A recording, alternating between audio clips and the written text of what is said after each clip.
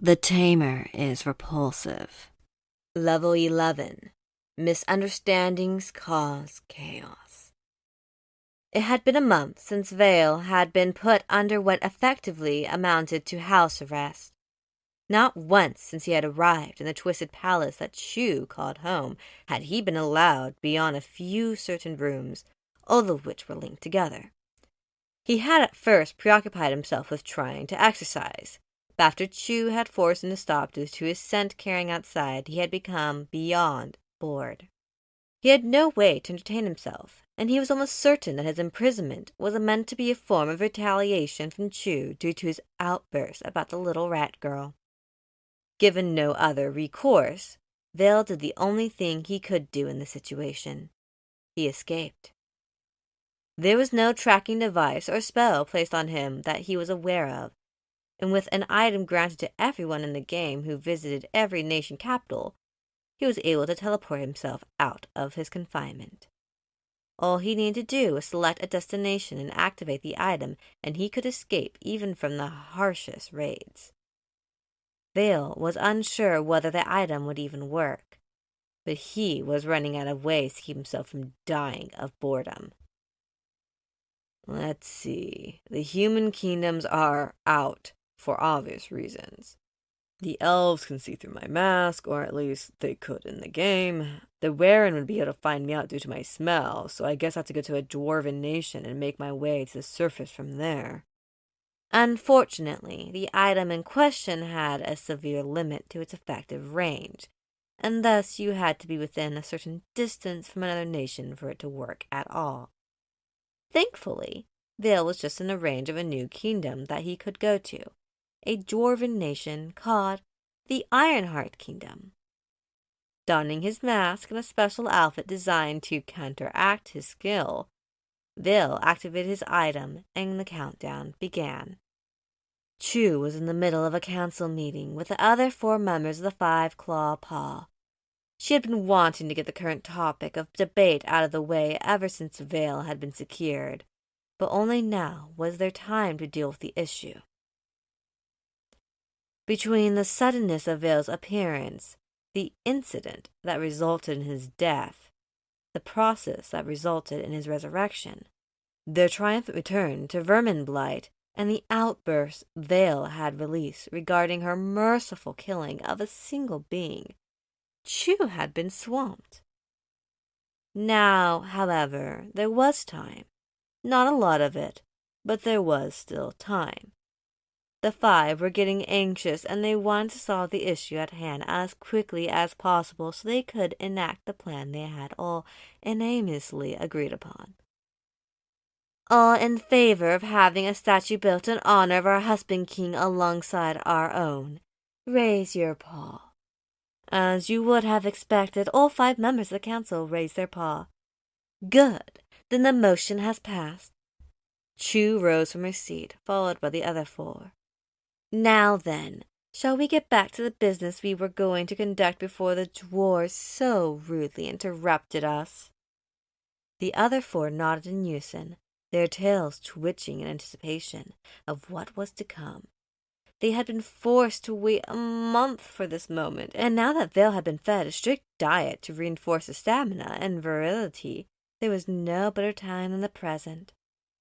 Based on Snickety's estimates, which were based in a substantial amount of highly unethical experiments, Vale should have reached the point where he could easily satiate the lot of them. As they were far superior to their lesser subjects, they needed to give him a diet specially designed to allow him to last against them, as well as magical reinforcements that would help build his potency over a long period of time. In truth, they likely could have waited longer, but they were true to their biology and lacked the patience necessary to achieve the fullest effect from their little plot. Chu began to open a portal, but quickly began to expedite the opening process. It was obvious that something was bothering her terribly, and the other 4 were unsure what it was. As the portal opened, Chu raced through, followed by the other 4, who were now feeling quite concerned about the haste that their vermin queen was exhibiting. Once they exited the other side of the portal, however, they realized what had forced Chu's paw. A glowing runic cylinder was partially formed around Vale, and before any of them could interfere, he was swallowed up by a blinding light that was gone. No! Chu's body began to tense up as her divine power started to force a change in her form. Her eyes started to smolder and then burn with green flame as emerald lighting crackled around her now significantly more muscled frame. No, no, no, no! At that precise moment, throughout the entirety of the underground and in every single rattan and dwarven settlement, a scream of demonic proportions echoed like the shock wave from a high explosive. Even those who had not viewed the Vermin Queen as a serious threat were sent reeling in pain as the magical storm of anger and malice flooded out from Chu's ever larger form. The other 4 members of the council had already taken cover the moment they realized Chu was going into rage, and they were using whatever means they could to flee Vermin Blight as fast as they could.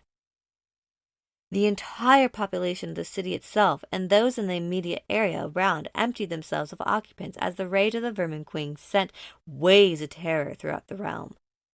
Fleeing for their lives, they abandoned anything they had and everything they were doing and ran. For the fury of the God Queen of the Rattan was not something that could be stopped. All you could do was run and hope she didn't level her malice in your direction. With the absolute power of the white-furred Vermin Queen on display, there was no way the dwarven kings who had so vehemently denied Gilder Ironheart's the Nime's call for aid would refuse now, right? In the center of town square, a runic cylinder appeared, and from within emerged the form of a tall human wearing a mask and heavy robes. As citizens of the Ironheart Kingdom cowered to the rush of killing intent that flowed from the Rattan capital, Vale merely began to walk along the path leading to the exit of the kingdom. He couldn't get a ride, nor could he tempt fate by summoning one, so he relied on his feet to get him to the end of the kingdom and to the beginning of the next.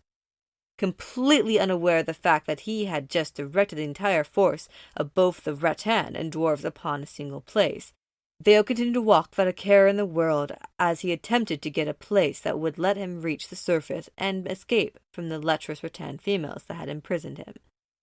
Had he just stayed put and let them do what they wanted to him, who knows what might have happened? But now there was no turning back. Chu had already determined that he was in the Dwarven Kingdom due to the tracing spell she was able to cast at the last moment. But as Vale had already started to leave its area of effect, Chu was in the dark about everything else. Vale had inadvertently focused the unbridled power of the 5-claw paw and all the Rattan of Under Empire on a single objective.